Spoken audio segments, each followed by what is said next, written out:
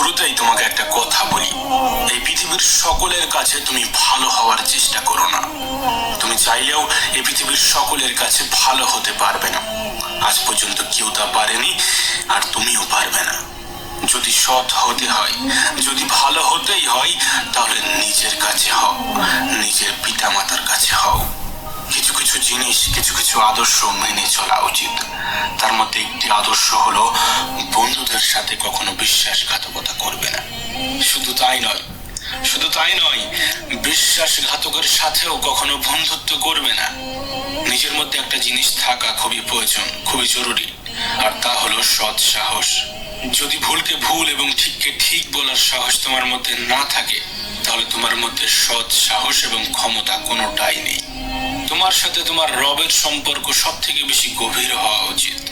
এই পৃথিবীতে এমন একটা সম্পর্ক থাকা অত্যন্ত জরুরি, যার সাথে আমাদের মনের দুঃখ, কষ্ট, অভিযোগ সমস্ত কিছু নির্দ্বিধায় বলতে পারবো। আর সে সম্পর্ক অবশ্যই তোমার রবের সাথে তোমার গড়ে ওঠা প্রয়োজন। তোমার রবের সাথে এমন একটা সম্পর্ক গড়ে ওঠা অত্যন্ত জরুরি। মনে রেখো, এই পৃথিবীতে সব থেকে বেশি দ্রুত কাজ করে মানুষের প্রার্থনা। হ্যাঁ, মানুষের প্রার্থনা মুখে আসার আগেই তা সৃষ্টিকর্তার কাছে পৌঁছে যায়, মুখে আসার আগেই তা রবের কাছে পৌঁছে যায়। কখন বুঝবে, কিভাবে বুঝবে যে তুমি ঠিক রাস্তায় আছো নাকি ভুল রাস্তায় আছো? মনে রেখো, যখন মানুষ তোমাকে নকল করতে শুরু করবে, তখন বুঝে নিও তুমি জীবনের সফলতার দিকে এগোচ্ছ। তুমি সঠিক রাস্তায় আছো, তুমি ঠিক রাস্তায় আছো। এই পৃথিবীতে তুমি যতই ভালো হও না কেন, কারোর না কারোর গল্পের খারাপ চরিত্র তো তুমি হবেই হবে। এটা বাস্তবতা, এটা সত্য কথা। জীবন এবং মৃত্যুর মধ্যে একটা বৃহৎ পার্থক্য আছে। যার কোনো গ্যারান্টি নেই, তার নামই হলো জীবন, আর যার ফুল গ্যারান্টি আছে, তার নামই হলো মৃত্যু। মনে রেখো, তুমি যদি সুখে থাকতে চাও, তুমি যদি আনন্দে থাকতে চাও, তাহলে অন্যের উপর নির্ভরশীলতা ছেড়ে দাও।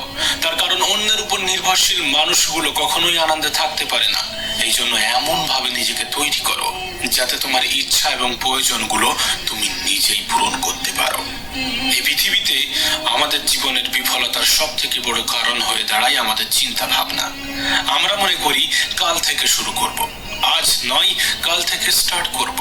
মানুষের জীবনকে শেষ করে দেওয়ার জন্য এটাই যথেষ্ট। প্রিয় ভাই আমার, যদি তুমি সফল হতে চাও, তাহলে কাল নয়, আজ থেকে শুরু করতে হবে, এখন থেকে শুরু করতে হবে। আজ থেকে শুরু করব, এখন থেকে শুরু করব, এটা একজন সফল ব্যক্তির লক্ষণ।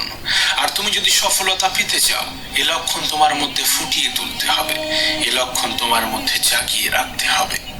একটা বইয়ের কভার পেজ দেখে যেমন বইয়ের ভিতরে কি আছে তা জাজ করা উচিত নয়, ঠিক তেমনি মানুষের চেহারা দেখে সেই মানুষটাকে জাজ করা উচিত নয়। তার কারণ, মনে রেখো চেহারার তুলনায় বড় মুখোশ পৃথিবীতে আর কিছু